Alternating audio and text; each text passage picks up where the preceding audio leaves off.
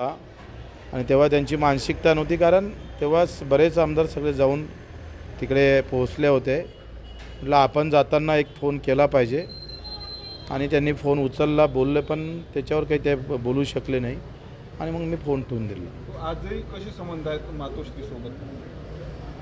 संबंध कसे आहे म्हणजे आमचे काही धुऱ्याचे भांडणं नाही आहे, घराचे भांडणं नाही आहे, राजकीय आहे. राजकारणात तुम्हाला माहीत आहे का, या 5 वर्षात जर आपण पाहिलं तर एक कॉमन गोष्ट पाहिली, बाळासाहेब ठाकरेंचा फोटो सगळेच्या बॅनरवर होता.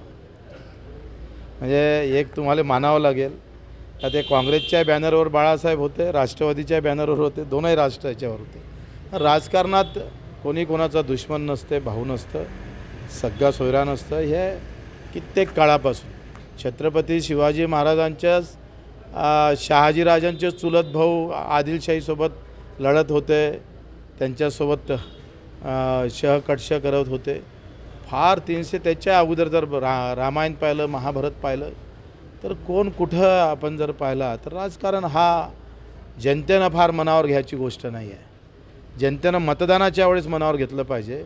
कोण कुठं बसलं, याच्यासाठी कोण आमच्यासाठी काय करतं हे डोक्यावर घेणं गरजेचं आहे. नेमकं जनता ते विसरतं आणि कोण कुठं बसलं एवढं डोक्यात ठेवतं आहे. मला वाटते आपल्यासाठी कोण चांगलं आहे, आपल्यासाठी कोण चांगलं करू शकतं, काय केलं म्हणजे आम्हाला आमची परिस्थिती सुधारणार, हे पाहणं महत्त्वाचं आहे. 4 तारखेनंतर काय परिस्थिती बदलू शकतं का राज्यातली, देशातली? कारण ज्या पद्धतीनं आता महाविकास आघाडीचं जागा वाढतील असं सांगितलं जातं सर्वेनुसार, त्यामुळं इकडले तिकडे होऊ शकतं काय? जर तर मध्ये बोलण्यात काही अर्थ नसते. पाऊस आला तर असतं, तर आता काय झालं असतं, ऊन असती तर मग काय झालं असतं, याला काही अर्थ नाही आहे. हे तुमच्या सूत्राच्या बातम्यातून ह्या बातम्या देऊ शकता, आम्हाला द्यायची गरज नाही.